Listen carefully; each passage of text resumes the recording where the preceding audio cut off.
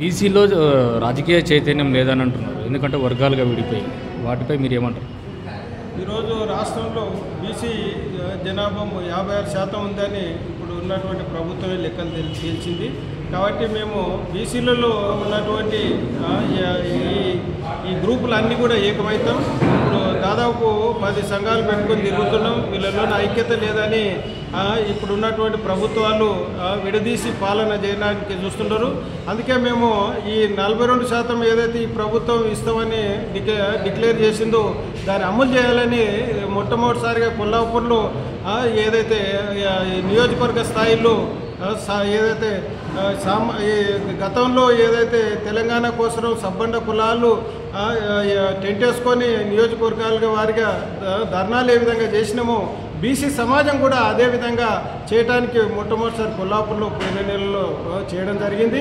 ఇప్పుడు మొత్తము రాష్ట్రం మొత్తంలో చేయడానికి సిద్ధంగా ఉన్నాం.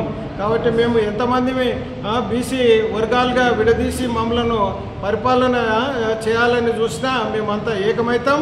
ఇప్పుడున్నటువంటి తీన్మార్ మల్లన్న కానీ, ఆర్ కృష్ణయ్య గారు కానీ, అదే జాజాల శ్రీనివాస్ గౌడ్ కానీ, అదేవిధంగా రిటైర్డ్ ఐఏఎస్ చిరంజీవులు కానీ మొత్తం ఏకమైతం.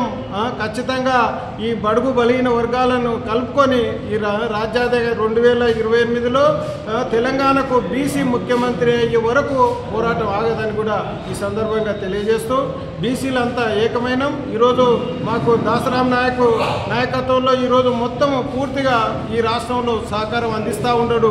కలిసి పనిచేస్తున్నాం 10 సంవత్సరాల నుంచి కూడా. మేము ఇప్పుడు కూడా ముందుకు పోతాం. కాబట్టి తీర్మాన్ మల్లన్నను ఏదో రకంగా డిగ్రేడ్ చేయాలని చూస్తూ ఉండరు.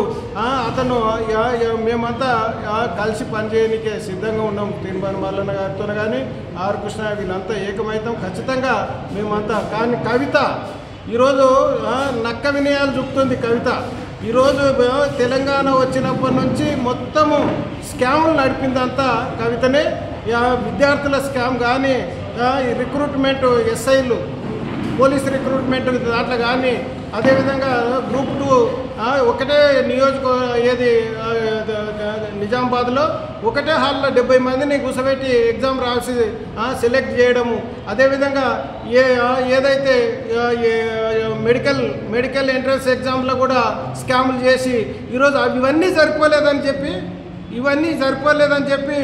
లిక్కర్ స్కామ్లో కూడా ఆమె భారతదేశం మొత్తము ఈ స్కామ్ ఏది లిక్కర్ దందా చేసి ఈ తెలంగాణనే అప్రతిష్ట పాలు చేసింది.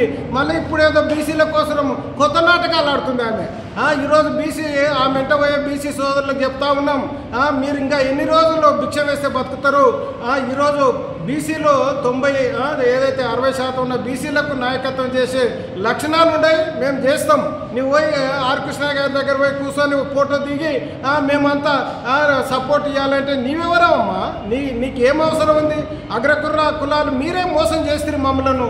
బీసీలను ఎదగకుండా చేసిందే మీ నాయన. అప్పుడు కులగణన చేసి సమగ్ర కుటుంబ సర్వే జరిపి బయటికి ఇవ్వనటువంటి దుర్మార్గుడు కేసీఆర్. ఆమె బిడ్డవు నువ్వు కొత్త నాటకాలు ఆడకూడా.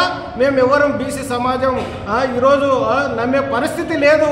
కాబట్టి కవిత చేసేటువంటి అన్ని నాటకాలను మేము బీసీ సమాజం పూర్తిగా వ్యతిరేకిస్తున్నాం. మేము బీసీల నాయకత్వంలో ఖచ్చితంగా ఈ రిజర్వేషన్ పోరాటం చేసి రిజర్వేషన్ సాధించుకుంటామని కూడా ఈ సందర్భంగా తెలియజేస్తాం.